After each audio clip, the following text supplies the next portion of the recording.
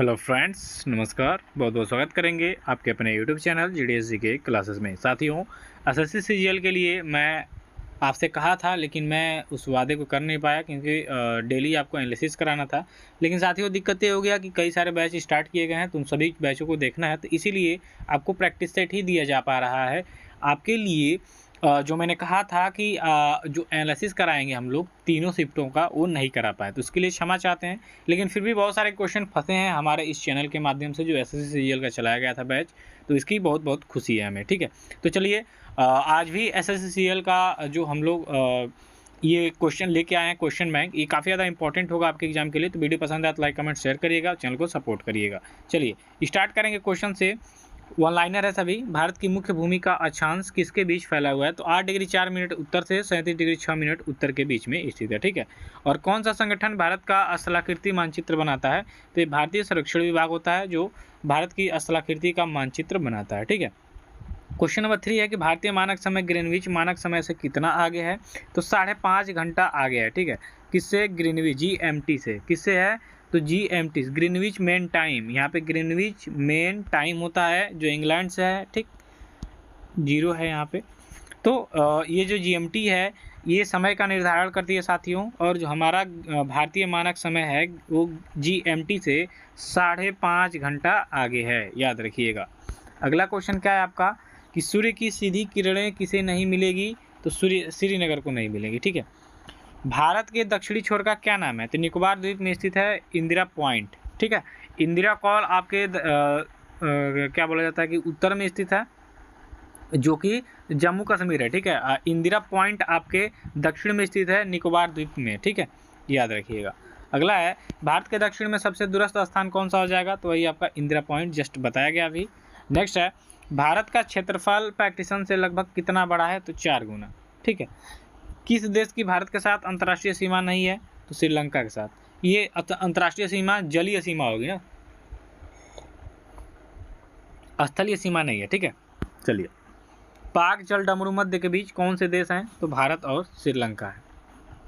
हिमाचल प्रदेश का कौन सा जिला चीन के साथ सीमा बनाता है? तो ये आपका किन्नौर हो जाएगा। ठीक है, चीन के साथ सीमा बनाता है अपना, इंपॉर्टेंट है, देख के चलिएगा। ठीक है, अगला है, नागालैंड की सीमा राज्यों के किस समूह के साथ मिलती है?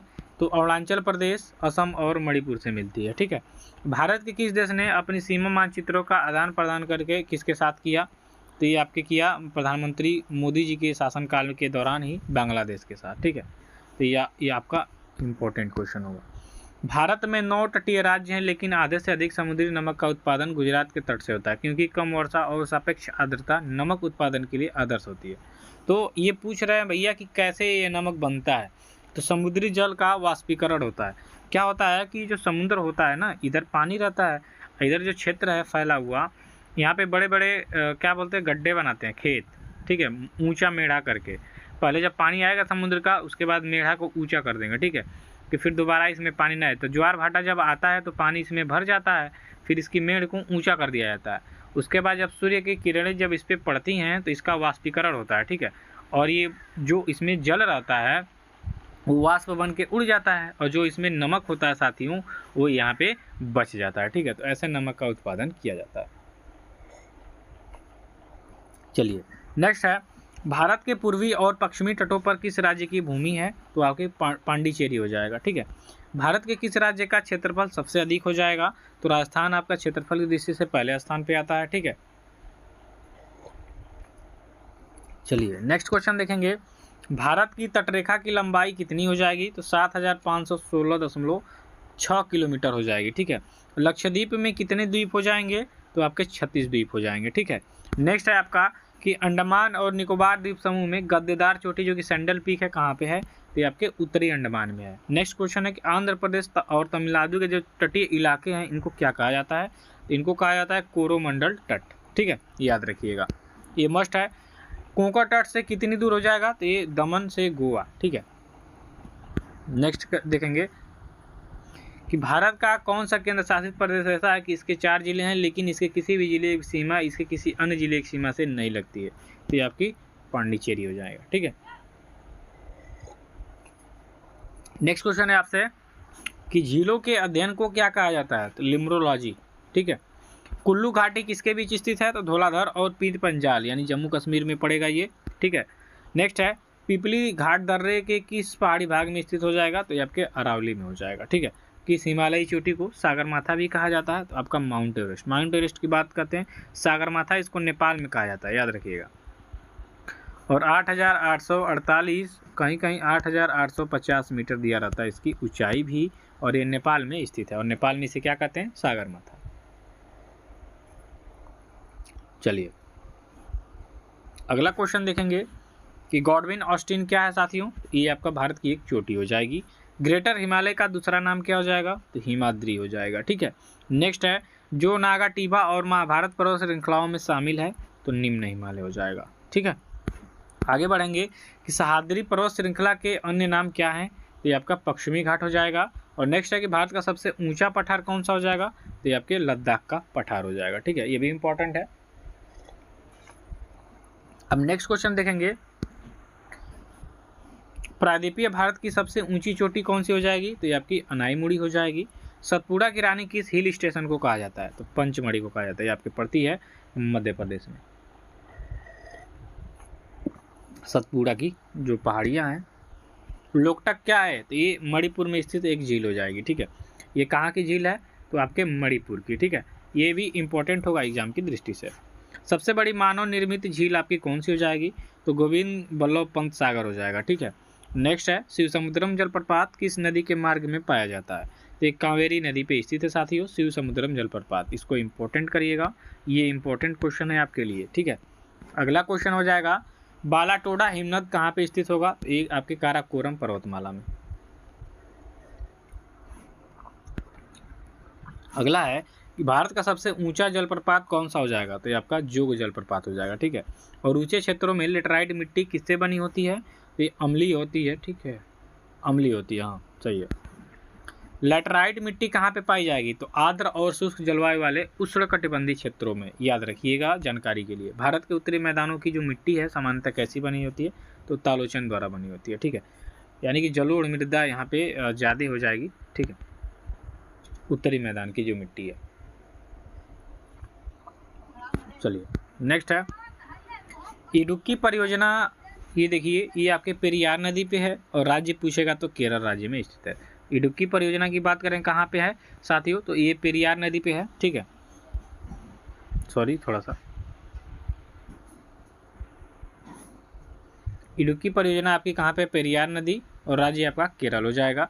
वही उकाई परियोजना की बात करेंगे तो ये आपके ताप्ती नदी पे स्थित है, ठीक है, और ये गुजरात राज्य में है, ठीक है, याद रखिए ये इंपॉर्टेंट हो जाएगा।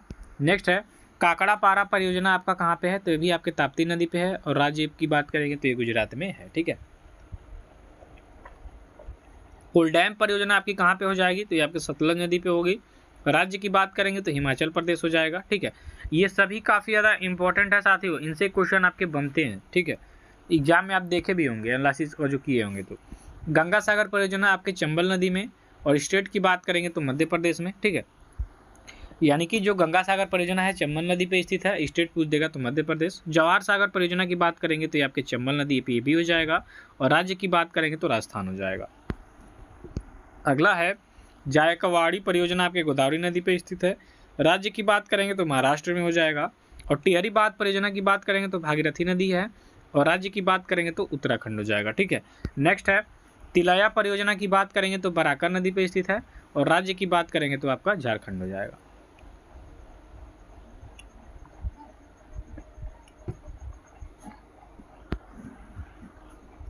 तुलबुल परियोजना की बात करेंगे तो ये झेलम नदी के किनारे पे स्थित है, और जम्मू कश्मीर स्टेट है इसका, ठीक है, यानी जम्मू कश्मीर में स्थित है।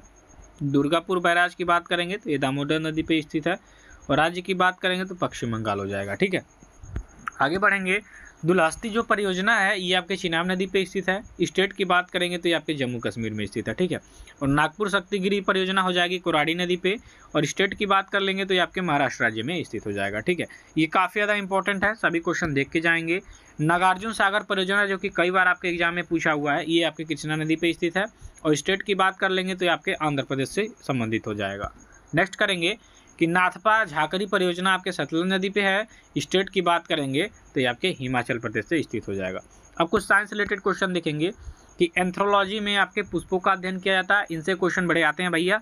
सिल्वीकल्चर्स में काष्ठी पेड़ों का संवर्धन यानी जंगल विज्ञान है। सारोलॉजी के अंतर्गत छिपकलियों का अध्ययन किया जाता है, ठीक है।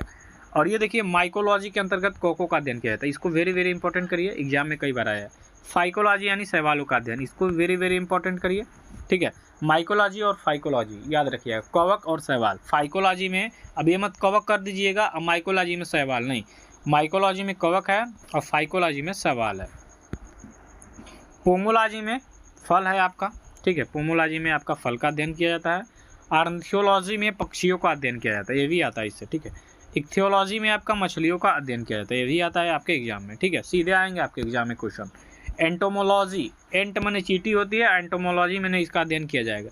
डेंड्रोलॉजी, इसके अंतर्गत वृक्षों एवं झाड़ियों का अध्ययन किया जाता है, ठीक है। ऑफियोलॉजी के अंतर्गत आपका सर्पों का अध्ययन किया जाता है। पीसीकल्चर के अंतर्गत मत्स्य पालन का अध्ययन किया जाता है, ये इंपॉर्टेंट है आपका। सेरिकल्चर आपके एग्जाम में भाई बड़ा पूछता है, तो ये रेशम कीट पालन से संबंधित हो जाएगा, और एपीकल्चर हो जाएगा मधुमक्खी पालन से। और ये दोनों की हम बात कर लेंगे, तो ये तो हमेशा आपके एग्जाम में चर्चित रहते हैं, ठीक है, तो इनको दोनों को देख के जाएंगे। पंचवर्षीय योजनाओं से संबंधित देखेंगे कि जो प्रथम पंचवर्षीय योजना है स्टार्ट हुई थी 1951 से 56 में, इसमें आपको प्राथमिकता किसको दी गई थी, तो कृषि को दी गई थी, ठीक है। उसके बाद से दूसरी पंचवर्षीय योजना आपकी 1956 से 61 में स्टार्ट हुई और उद्योग क्षेत्र की प्राथमिकता इसको दी गई थी, ठीक है। अब तीसरी पंचवर्षीय योजना देखिए 1961 से 66 में, इसमें कृषि और उद्योग को दिया गया था दर्जा। और चौथी पंचवर्षीय योजना 1969 से 74 में चली थी, जिसके न्याय के साथ गरीबी और विकास को हटाया, ठीक है। नेक्स्ट है पांचवी पंचवर्षीय योजना 1974 से 79 तक चली थी, गरीबी और आत्मनिर्भरता, ठीक है, इसमें जोड़ा गया था। गरीबी हटाओ और आत्मनिर्भर का नारा दिया गया इसमें। तो छठी पंचवर्षीय योजना पांचवी योजना के रूप में वही इस पे जोर दिया गया था, ठीक है।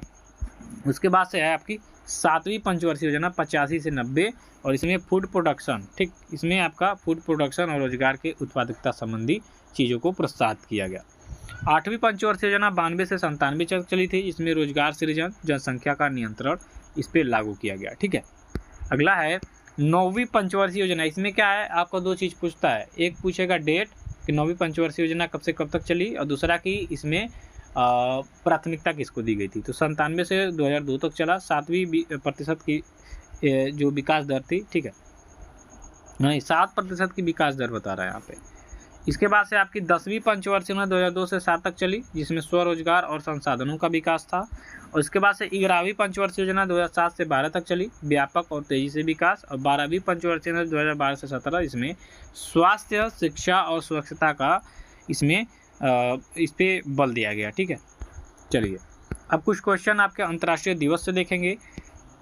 थल सेना दिवस आपका मनाया जाता है 15 जनवरी को। गणतंत्र आपका सभी लोग जानते हैं, रिपब्लिक डे 26 जनवरी। शहीद दिवस आपका मनाया जाता है 30 जनवरी को। अंतर्राष्ट्रीय महिला दिवस आपका मनाया जाता है 8 मार्च को।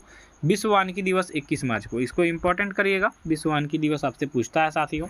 नेक्स्ट है विश्व जल दिवस 22 मार्च को। विश्व टब दिवस 24 मार्च को। विश्व स्वास्थ्य दिवस 7 अप्रैल को, टीबी होगा यार वो।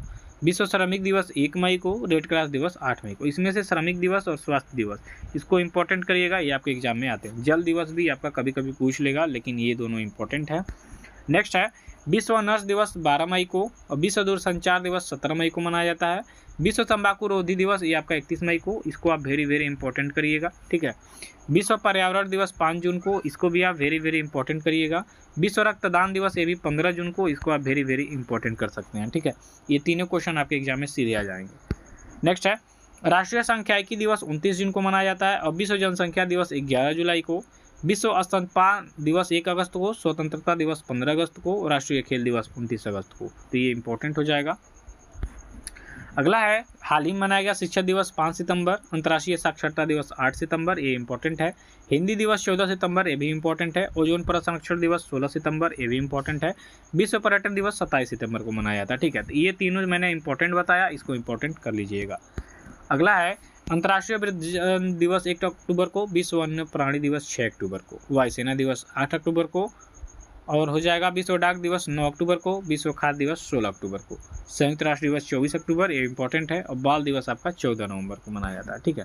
नेक्स्ट है विश्व मधुमेह दिवस 14 नवंबर। विश्व एड्स दिवस 1 दिसंबर, इंपॉर्टेंट है। नौसेना दिवस 4 दिसंबर को। नागरिक सुरक्षा दिवस 6 दिसंबर को मनाया जाता है साथियों।